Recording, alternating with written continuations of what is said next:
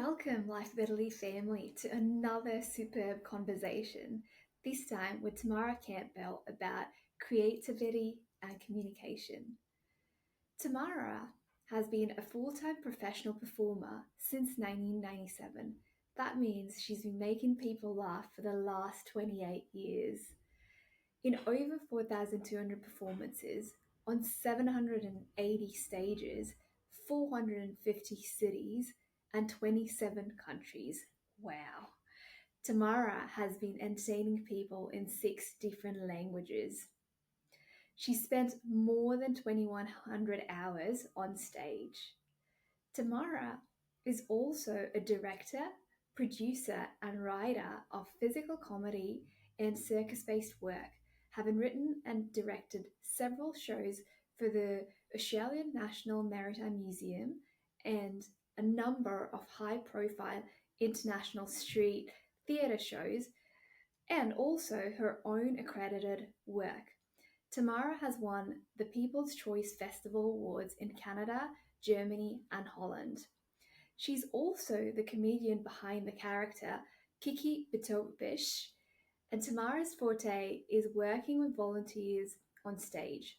She always empowers them to be at their best and leave the stage heroes, a rare and impressive quality shared by very few and one that makes her a hit with both audiences and her volunteers.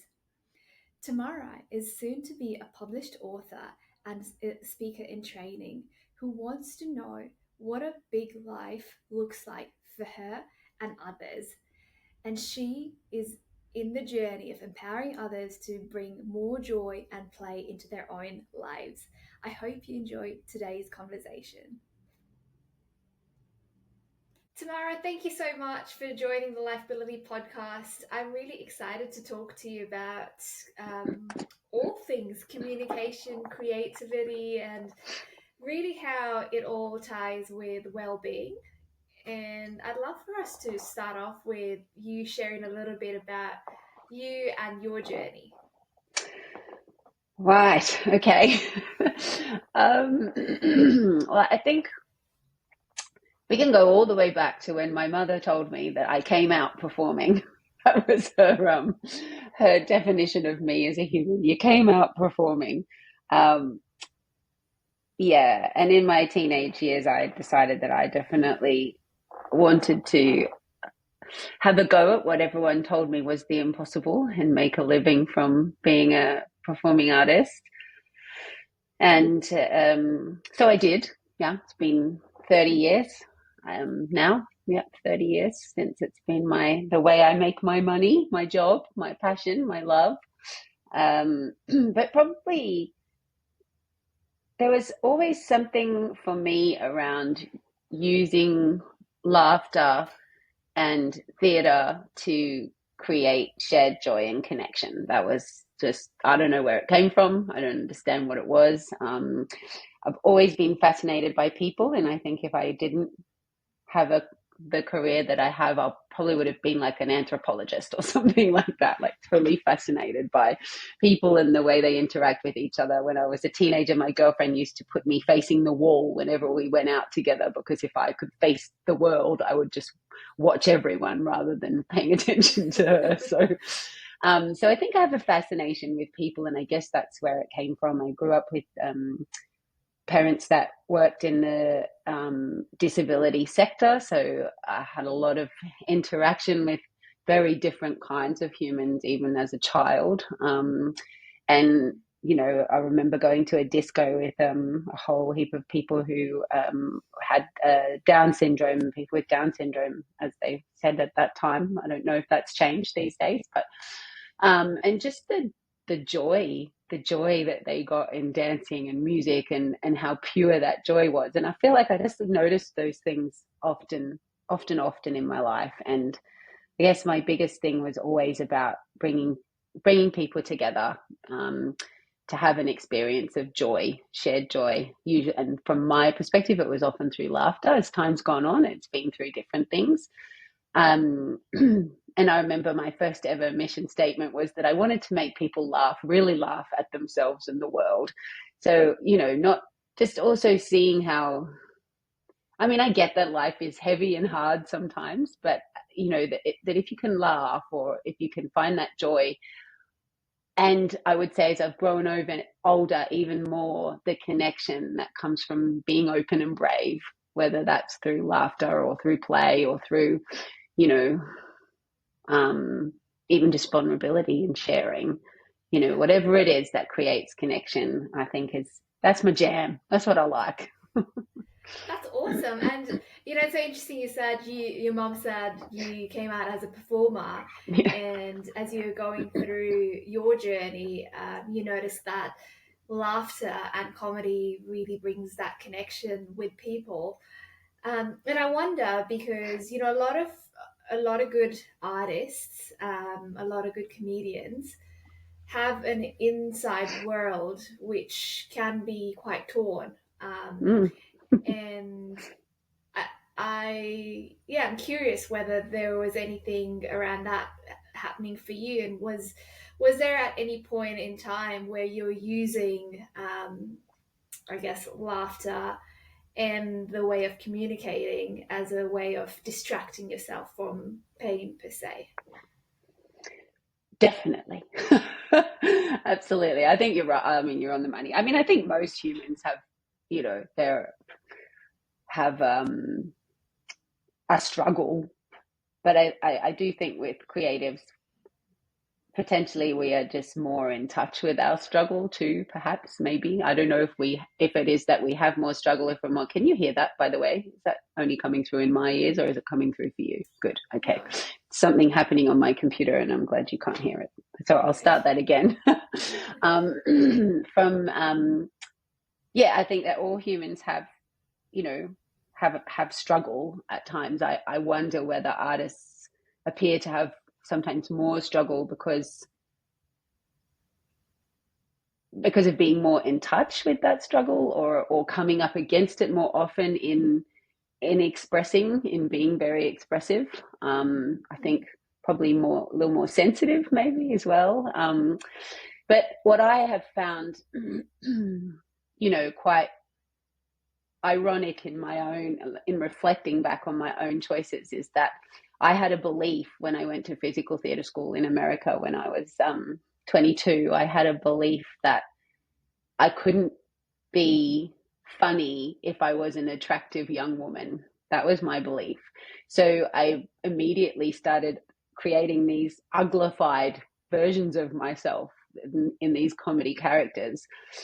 And then that became comfortable for me. But what I think is that it was actually a way of being able to be seen without truly having to show myself, my real self. So I would be very much in front of a lot of people, but always in a character, never as Tamara. And so that has been a real part of my later life journey, is to allow Tamara to be seen and understand that she is perfectly acceptable.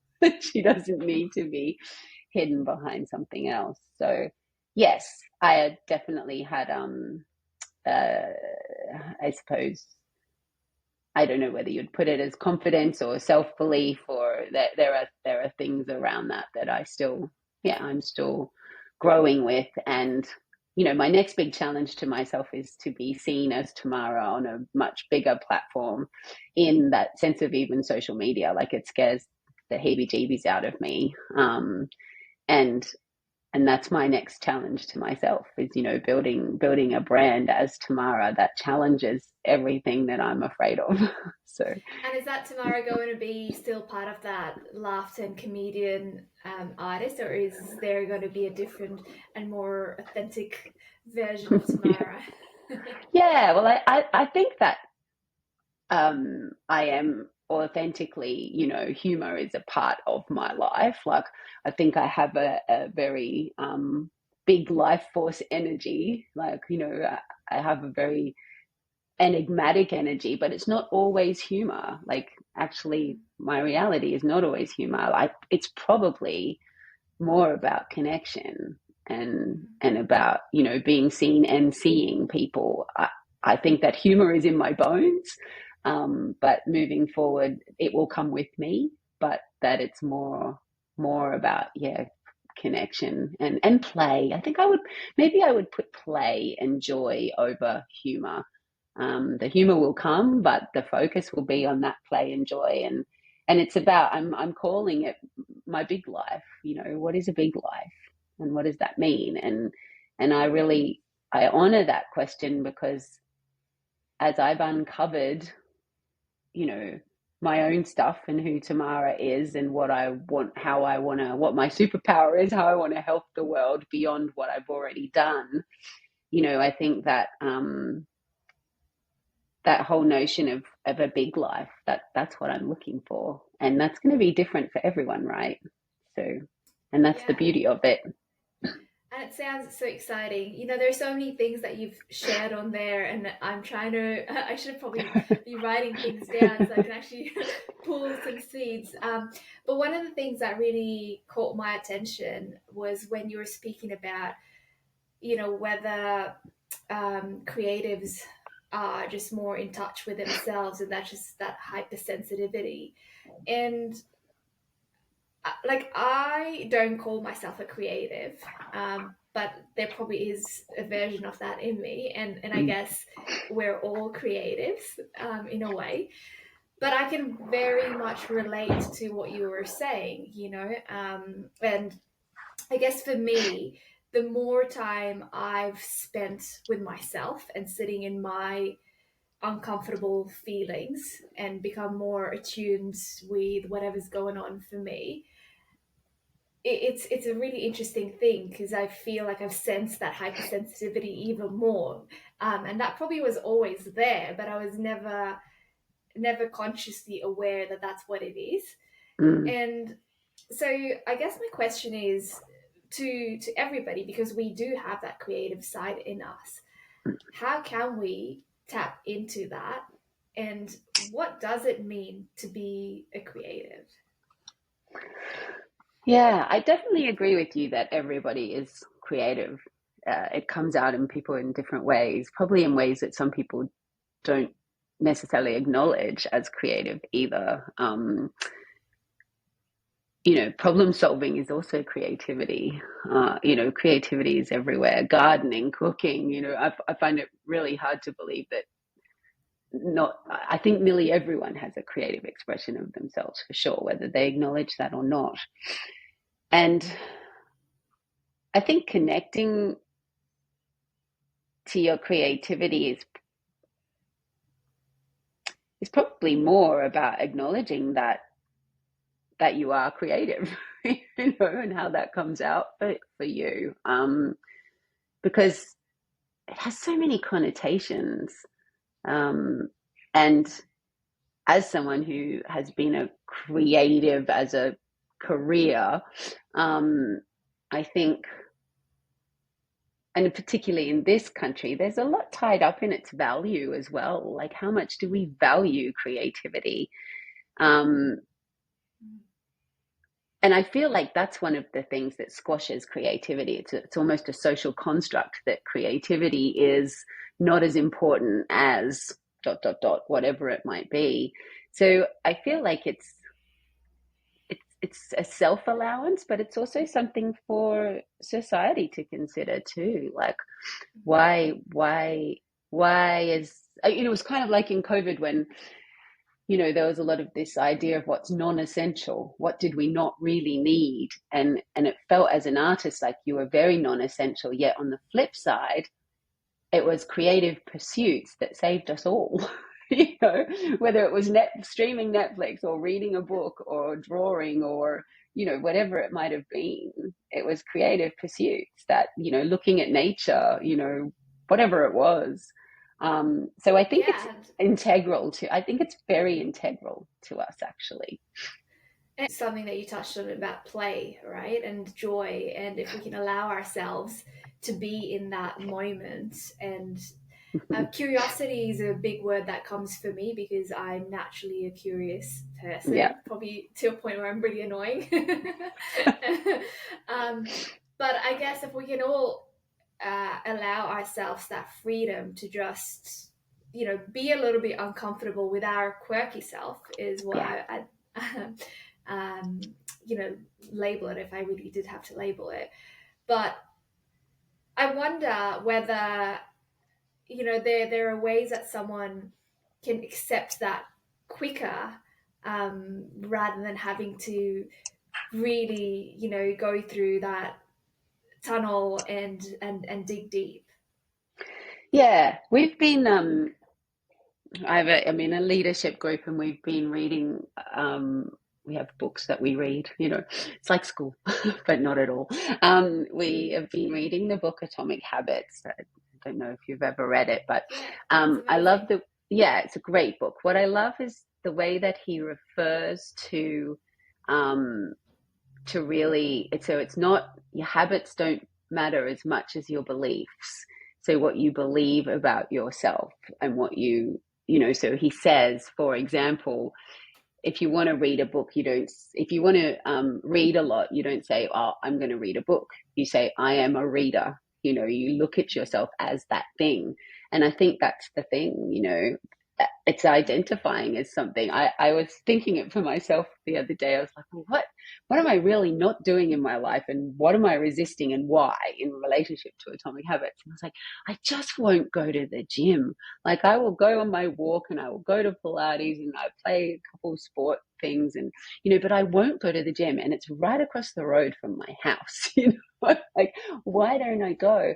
And I said, well, because I tell myself that I hate the gym. I don't like being inside. It's full of muscle bros, or whatever it is that I want to say, right, to myself, whatever the story is. And so I thought, well, I've always had muscles, and I've always loved that people complimented my muscles. And I'm in a part of an age of life where I need to actually work to hang on to them. And I thought, well, what if I just said to myself, I'm a muscly person. I love my muscles. They're important to Mm. me, rather than I have to go to the gym. And you know what? I've been to the gym twice since I started saying that to myself, which was about 3 days ago.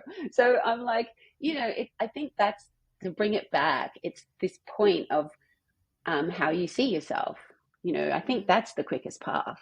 The quickest path Yes. is, well, in that little program that you and I have done in Money and You, they have a flip chart. The greatest, I think it's the greatest force I have is what I say to myself and what I believe. So I think that the shortcut, for want of a better word, to creativity is to own that you probably are. I am creative. And this is my creativity. This is my superpower. This is how I do that. And it's, for anything we want in life, it's changing the root belief, right? That's where the change happens. So I think I'm a firm believer in whatever you want, just say that's what you are. Might And I not guess, happen overnight. yeah, but also following it through with an action step, because we can try Absolutely. and, affirm ourselves as much as we can, but if we're not Yeah. changing any behaviors, then nothing's going to change, really. No, that's right. But I do also think that changing, really changing what you believe changes behavior anyway. Like, it's kind of a chicken and an egg. But I still Mm-hmm. agree with you that if there's no action, then it doesn't make any difference. So it's Mm-hmm. it's the notion of what can I, what belief can I change, and then how do I follow through? Obviously, but Mm-hmm. but I think if you want, if it's important to you, to whomever, to be creative, then be creative. Enjoy it. It's like anything. It's a muscle. You flex it, you train it, you have fun with it, you know. Yeah, and I think that the way that I look at creativity, and one of the reasons that I wanted to bring you on here was because you're a natural at it, but I think even though I don't identify myself as a creative, or haven't in the past, I think I'm getting more and more in touch with that idea now. But I've found that when I do get into that playful state and allow space, things flow through a lot. And when that happens, my well-being or my mental health, whatever it is, just naturally becomes smoother, and things start, feeling like they're aligning more. And so Mm, I relate creativity to our well-being so much, and that's why, if we can find a space to create time and space for creativity, it's just going to empower us to live a really thriving life. um, yeah, what's your take on that, and what have you noticed for yourself? Yeah, I think it's super important. I've just been reflecting as I've had to catch up on things in life that, I have a list, and I'm like, life is not a list. Life is not a list, and sometimes that all the things that have got to be done, and then so it's I always like to have that list and then have those critical few, and for me those critical few are either a actual creative pursuit or something that's going to allow my creativity to be in the place I want it to be. So I think it's prioritizing for sure, but that's different for me because I have a creative career, so I'm continuing to be a to I have to be creative, actually, to put it that way. I choose to be, but I also have to be if I want to do what I'm doing. um, but I find that another thing that's really helpful to me is to know what time of day that works for me, what kind of patterns work for me, and the morning is my thing. Like, I love the morning. um, it's very To easy to tap go for. Sorry. Do you mean to tap into your creativity? Yeah, Yeah. absolutely. And it's very easy to, go for a walk with my headphones in, listening to something. And quite often I will go, no, no, no, no, let the brain wander. It's Mhm. creating space for your brain. I worry about this even with my children. The minute they're not actively engaged in some sort of activity, they've got headphones on and they've got a screen in front of them, and they're either listening to something or watching something. And I say to them, let yourself be bored, let Yeah. yourself be bored. And I feel like an old lady when I say it, because I'm like, it's such an old fashioned thing to say, let yourself be bored. But I grew up in a time when we were bored. Kids got bored. We had to go, find some sticks in the garden and build a house, or I used to Yep. take the books off the shelf and create a Barbie house because my parents wouldn't buy me a real Barbie house, so I made my Yeah. own Barbie house. And those kind of things are not so normal now. So I think No. it's being bored And is great for creativity. and also, I wonder, like, not being able to be in that state. What are the modern day problems that have risen because of that? And imagine if we could go back into some of that, needing to be in that creative space, how many Mm. problems would be solving, rather than giving up and having that mentality that everything's too hard. Yeah. And our brain is really clever. Like, it's really good at tricking us as well, like, no, you don't, no, I can't possibly be bored, or, this is how I do things. This is how we do things, because it wants to be comfortable. And I think that technology, while has had amazing things, has also created more and more of ways for us to be comfortable. Um, on a daily basis, more access Mhm. to whatever we want immediately to entertain us, or to keep us from our own thoughts. So, and I think actually you said this to me the other day, and I've been contemplating it a lot, was that integrating things before taking on more stuff. And I think these days it's so difficult for people to integrate because there's always something else, To and then, consume, yeah. yeah, to consume. So I think that creativity is about time and space. Creativity is sometimes about being bored. It's about like, for me, it's right. Like, I dump my thoughts a lot, and Mm. then I'll go back over. Like, I might write for an hour and I'll go back over and circle what's Mm. worthwhile, and a lot of it is not. but that's because my brain is, it's almost like having a sieve, and you're getting out all the other stuff before you get to the gold. And so I think for me, creativity is time, and that's why I find it difficult that society and the economic way that it works can make it very hard for your creative job to be your actual job, and therefore you're not always able to spend that full time in your creative space. Now, obviously, for people who don't, but I'm not even going to say that. I was going to say for people that don't have creative jobs, because I do think every job is creative. Every job, like, Yeah. a cleaner could be creative and come up with creative ways to do their work, right? I think everything is creative. Yeah, and I think what you're trying to probably say is, if we could all be in a space where we can passionately do what we want to do, rather than, yes, a Yeah. cleaner can be creative, but if that's not what they want to do, they're not really in that creative space. But if Mm. creativity was valued by society and we could just do whatever we wanted to do, and that really ties into the way I look at life, and have this big vision of how fucking good would the world be if everybody was just aligned with themselves and authentically showed up, Yeah.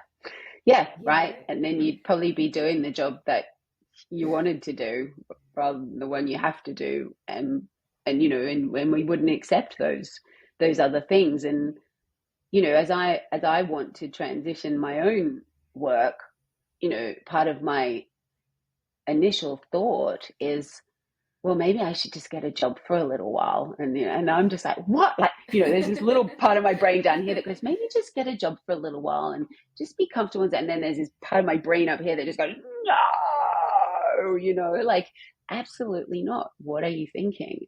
And then this is safety, right? This is my little safety brain. This is my little Tammy going, no, let's just be safe. Let's take a break for a while. It's Mm-hmm. like not, and then, I've got my big T, my big higher self, she's like, nah, don't be Yeah. ridiculous.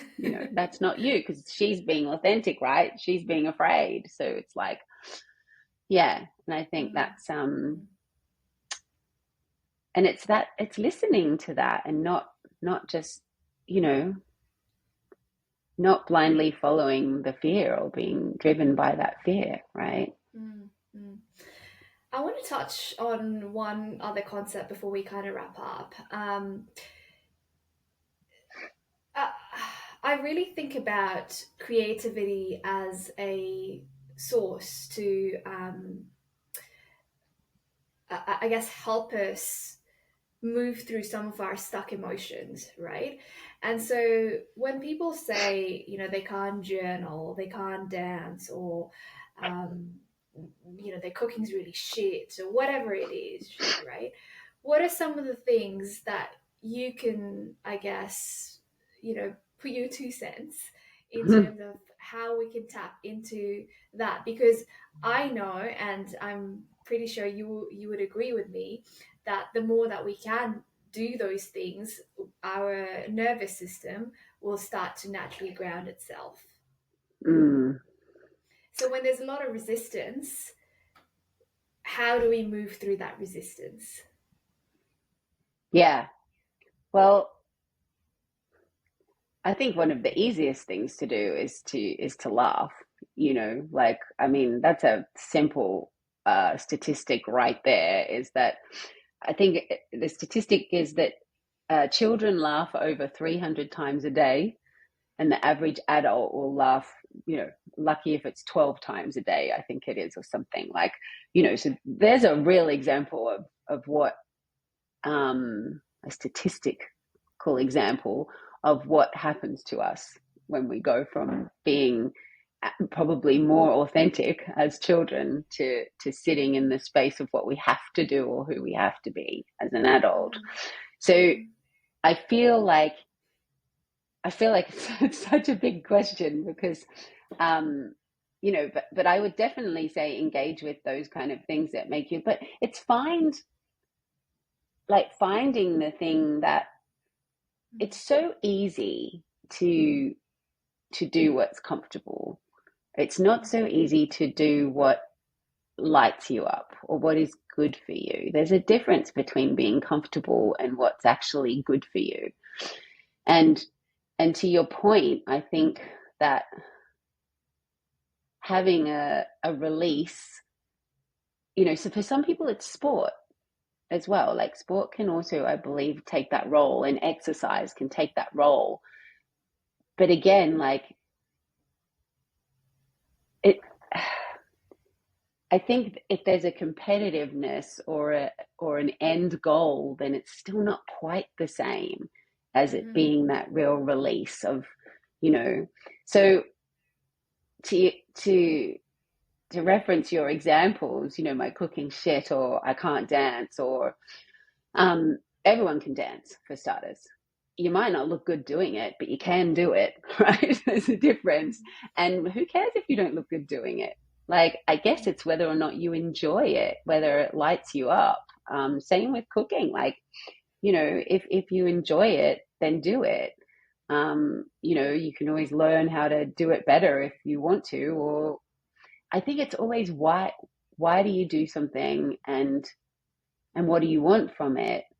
And I think everyone probably has something that they know makes them feel good. And I'm not talking about alcohol or streaming Netflix or eating chocolate. I'm talking about that, in that well-being space, in that space of our mental health. And for me, I know that it's walking, that time to walk and think. Dancing is a huge one for me. Like I don't like to cook. So in order to help me with that, I turn on music and dance while I cook. That's what makes cooking more fun for me. So I guess it's thinking about those, those things that we can do our own way, that make us feel good. Because how many times, if you put down the phone and do something different, does it actually really light you up? Going and having a coffee with your friend, I don't know, whatever it looks like, and And I guess having that connection. it then also comes back to some of those subconscious patterning, right? Like someone Mm. might not want to do something, not necessarily because it doesn't light them up, but because they've got a story around that. Yeah, that's And right. so it's, yeah. Yeah, 100%. And that's where I think, at the end of it, whether we're discussing creativity or we're discussing mental health or we're discussing the quality of our life, discussing our big life, whether we're discussing love or friendship or work, I think they all come back to the same basic principles, which is, you know, responsibility, really, responsibility for yourself, and I always say, mind my language, and the brain that makes it up, like what am Mm. I saying? What am I saying to myself? Because, sure, I've got a little, loser on the left and evil on the right, like everyone else, I think, and although I have huge access to my creativity and I understand what I need quite well, that doesn't mean that suddenly all my well-being is brilliant, because I can then beat myself up that, my what I choose to live by is not seen as that valuable by society, and I just wish I was a damn accountant, or an AI expert, or whatever it is. So it's all about the way that I frame it. And and also, you know I think fun and joy are really contagious. They are Mm. spreadable. So same as grumpiness and angriness, like it's spreadable too. But, so what do you want to spread? Yeah. What do you want to lean into, and what does it take to do that? Mm. Mm. It's so funny. I just remembered an incident that happened years and years ago when I was in my clubbing days. And, I remember being on the dance floor and there are these two guys who were nearly going to get into a brawl, and I just went in the middle of them. You know, everybody else would be like, "What the hell are you doing? Get out of there!" And I Especially in stood there. your little size. Yeah, exactly. um, and it's just funny, and it's just like, what are you guys doing? Like, we're all here to have fun, and just started laughing and just doing my silly dance, and it just calmed them down, Yeah, and nothing happened, you know. And so, yeah, it completely relates to what you're saying, that it is very contagious, and you yeah, know, the more that we can bring lightness into our world and everyone else around that. And we everyone can't do else's. that Yeah. 24/7. But if we can even be a little bit mindful, it probably allows space for the other person to be in that, isn't it? Yeah, exactly. And you know, it's the same as, so you know, you're at the checkout in Woolies and the person serving you is grumpy. I mean, what do you want to do? Do you want to Yeah. be, oh, well, what are you so grumpy about? Or do you want to be like, hey, thanks so much. Hope your day gets better. Or, you know, Yeah. are you okay? You know, like, I mean, we can share kindness with someone who's grumpy, or we can understand that someone else's grumpiness or bad mood or whatever someone might do possibly requires some compassion, as you say, some lightness in whatever version that comes, rather Mm. than, you know, accelerating the negative. And Mm. that's where you Mm. know, where you said, you know, how you'd like to see things in the world. I would just love to see us be more curious and forgiving of each Mm. other on a day-to-day basis, that is led by, and I love your use of the term light, because that takes in all those concepts: play, fun, joy, kindness, compassion, you know, curiosity. They're all light ways of being. You Mm.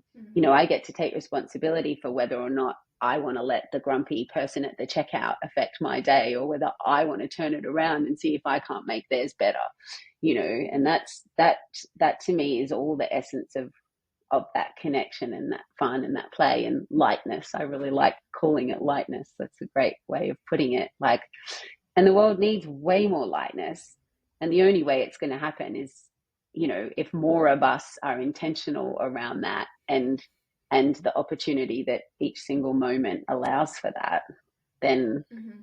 you know, we have an opportunity to, because it, how good does it feel? How good does it feel to get in between two people that are about to have an argument on a dance floor and make sure it doesn't happen? It feels amazing, right? Yeah. Yeah. Like, And then when it actually doesn't happen, it's just, yeah, you know, that whole cumbersome moment. That's just amazing to know that it's just a ripple effect. For someone who's really down in the dumps, in a really, really dark place, hmm, how would you, or what would you say to them in terms of creativity that hmm, they could potentially do to just shift that needle just a tiny little bit? yeah, I think, well, personally, I'm such an advocate of journaling, but if you're in your own head, that may not necessarily, if you're in your own head and that's not a good space, that may not necessarily be great, you know. But I always think that any kind of physical, it's a state change, isn't it? Any kind of physical movement will change your state, you know. Don't put on sad music, put on happy music, you know, like, laugh, like, honestly, like, you know, there are, yeah, I'm sure people know this, but there are countless studies of people healing themselves of cancer from laughter. Like, that chemical change, like changing the chemical state of your body. And I don't know if that's necessarily, you know, creativity, but I think things that relate to our creative being allow us to change our state. And that is movement, dance, you know, music, laughter, comedy, those things that, because creative stuff can also be heavy, right? Yeah, Yeah. not everything that's creative is light and love, you know. So, and Mm. some of it reflects back to us some of the biggest horrors of our society and our lives as well. So, but I think, Mm. you know, if when I'm down in the dumps, I know I have a choice. I have a choice to stay there, and cry it out, or I have a choice to get up and change that state and really, and for me, the biggest thing I like to do is to connect with someone else and share, what is going round and round in my head. Helps me, because I'm an external thinker, helps me to get it out. And then a reminder that it's my choice from there. It's my choice. Everything is my choice. And they're both important, right? They're both important states. Like, it's important for you to cry it out, rather than just completely distract yourself, ignore it. Yeah. Right. And then, you're right, that there is a choice, and at the end of the day, you've got to take that choice. Nobody else can take it for you, unfortunately. Yeah, and sometimes we're too deep in it to make it. So that's why crying it out or reaching out give you a chance to sort of move out of it enough to see choice, because choice can be hard when we're in our automaticity, in that reaction mode. Choice can be really hard, and it's so easy to say, oh, it's a choice. Well, it is a choice, but what does it take to get you to the place where you can make a choice too? Because sometimes we can't make that when we're in reaction, and we've got those, bull to a red flag kind of thing going on. The blinkers are on. How do we open them up enough that we go, oh, that's right, I've got a choice. So yeah 100%. Connection with someone else, and also just space, right? Sometimes creating that space allows you to move through some of that. I have loved this conversation. I feel like I can keep going on, because it's such a broad topic, and there's so many things that you've shared. And if I had the time, I wanted to literally stop you in the middle and say, Tamara, but so I'm really excited that we've kind of touched and introduced creativity, and how important it is to actually keep our well-being, our sanity, and just quality of life. So I want to finish off with 3 questions. The first one being, how would you like to see the future of holistic health and well-being in relation to creativity? Yeah, right.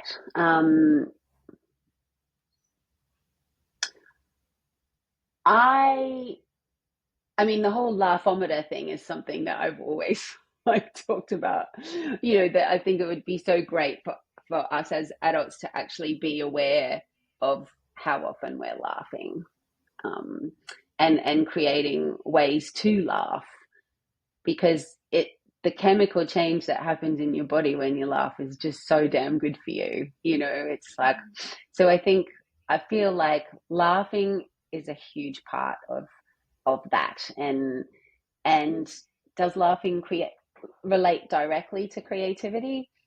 Well, yeah, I think so, because I think there's a lot of things we can find funny if we let ourselves. I don't know. This is this popped into my head, such a great example. We were sailing in the wet Sundays a couple of years ago on my 50th birthday, and we stopped on one of the islands, and we were walking along this abandoned beach, and the tide was going out. And I stood up on a slightly high up rock, and I looked down, and there in the water, someone had made, obviously when the tide was out, someone had made out of stones a cock and balls. Now, I could choose to be offended, or I could choose to go, far out, man, that's funny. And that's clever, to make that, and then the tide comes in and it's still there. And you can only see it from a certain vantage point, and yes, it's slightly immature and ridiculous, but that's the other thing, right? If I take myself too seriously and don't allow myself to be a bit immature, then I don't laugh as much, right?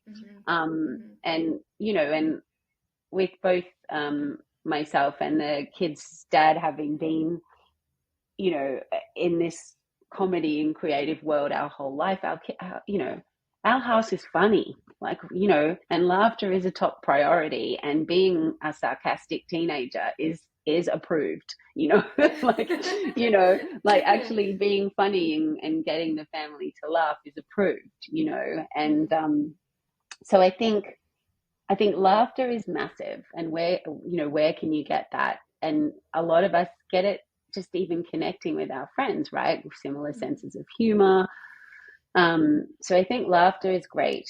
Um, you know, And then the more that we can even start laughing at ourselves, because oh it's very easy to yes, start laughing at things, and maybe that is an introduction. But the yeah, more that we can find that humor within ourselves and be okay with ourselves, that just yeah. opens up so many things for us, doesn't it?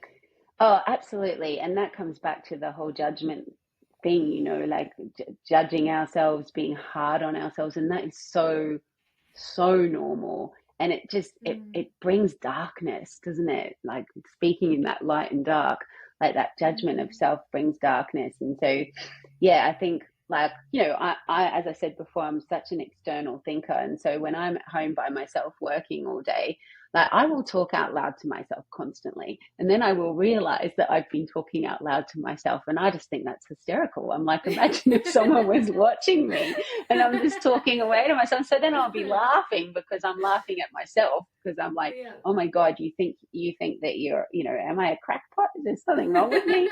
And then I'm like, well, that's fine. That's fine. That's who I am. So Uh, it's and I think it's and in that too, I find I'm aware of the opposite as well. Like I'm aware when something feels heavy and then really trying to find my way out of that and what gets me out of that. And can I make a joke with myself about the fact that I'm being heavy? Like, where's that going to get you, mm, Tamara? Do you mm, want to have more wrinkles? Like whatever it is that I might just mhm. say to play it out.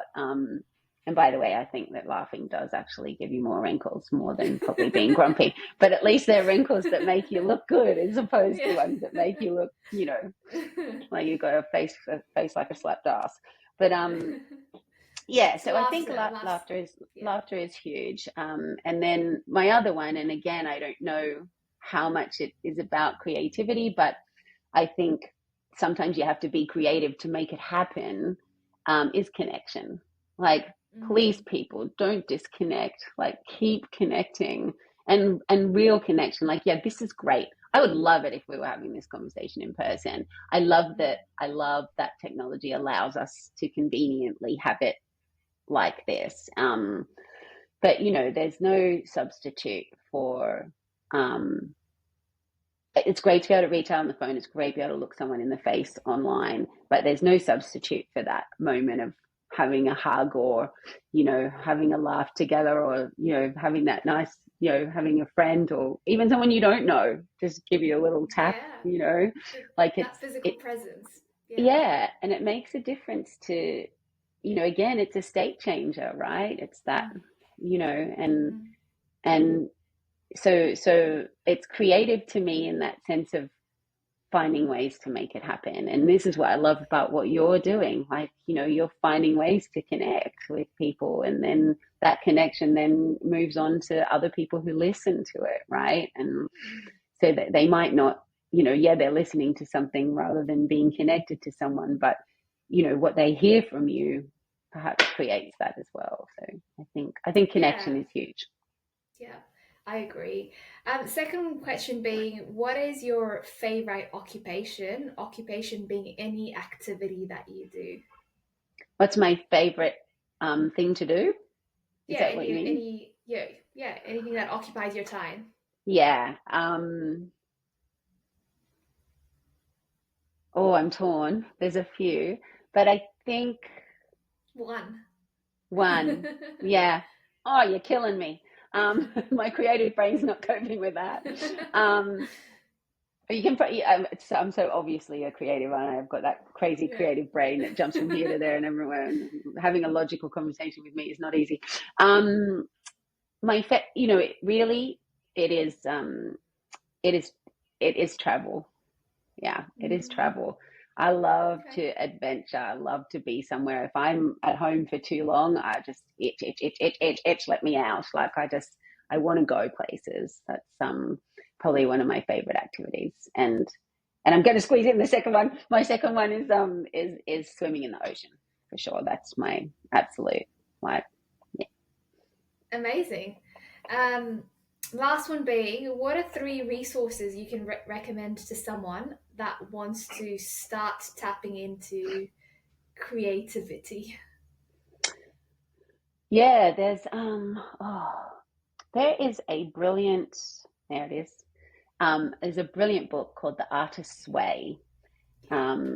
Yeah, and one of the things that they have you do is morning pages.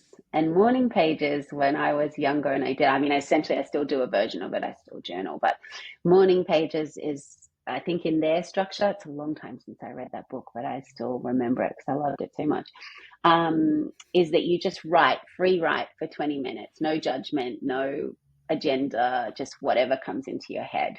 And it's a beautiful way to see, just what's possible inside your own brain. Just let it tumble out. And it's a really beautiful commitment to your creativity and to, I'd say, your well-being, is writing like that for 20 minutes in the morning.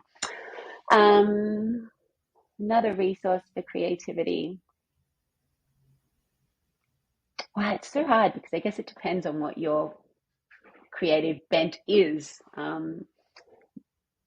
So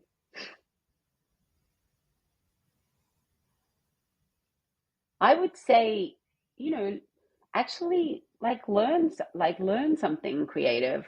If there's something you enjoy, I don't know a single person who doesn't tell me that there's something they enjoy doing that's creative. So dive into it. Like, I'm still doing that all the time. I'm about to go and take a bunch of courses in the next 3 months in things that I already know how to do, but just to ramp it up, remind myself of how it works. So I think, taking it seriously would be what I would call a resource. Like, go in and do that course. I'm going to do a comedy writing course, which might sound weird, but I am. Cool. And it's about, but the way she put it was what interested me. And it's typically for women, and not women who are already in the industry. I just want to do it because I'm really intrigued. But she's about, finding your wild side and stop being so polite. And I just think that's a great, Awesome. thing Yeah. to say to women, and a beautiful way to use your creativity to actually say what you want to say, Yeah. So yeah, so that's another thing that I would, so yes, I don't know if that completely Yeah. translates, but find the thing and go do something. Yeah. What else would be a great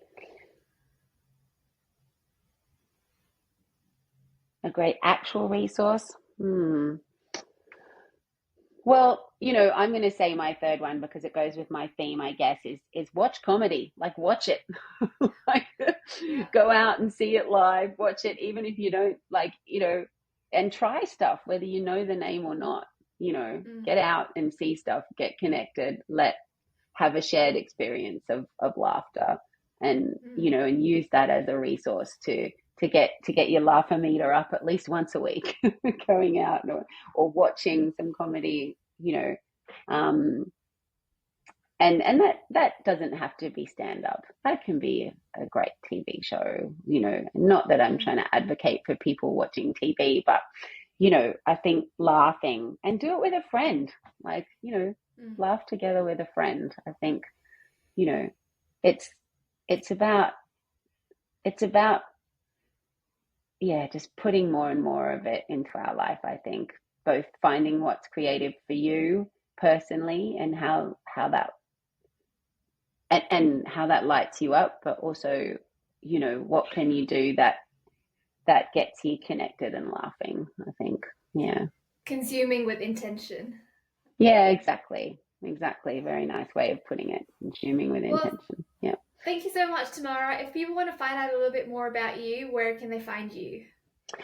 Well, probably best through my company, which is Laughter House Entertainment. You can find that on the interwebs, Laughter House Entertainment. Otherwise, I'm on Facebook as Tamara Campbell, and on Instagram as Tamara Campbell, and on Instagram as Kiki Bittovabitsch, my character. Good luck spelling Amazing. I'll put it in the show notes so hopefully people can find you and connect with you. Well, thank you so much, Tamara. Ah, thank you. It was it's fun.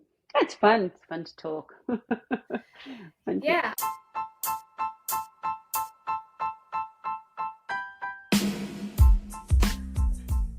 Well, well, this is where your journey of exploration continues. Please subscribe to the Lifeability podcast so that you can stay tuned when new episodes come online. You can also follow us on Facebook and Instagram. The mission at Lifeability is to inspire you to create a more fulfilling life for yourself and improve your quality of life. So why not share this podcast with your loved ones and create a ripple effect together? Until next time, Asante Sana.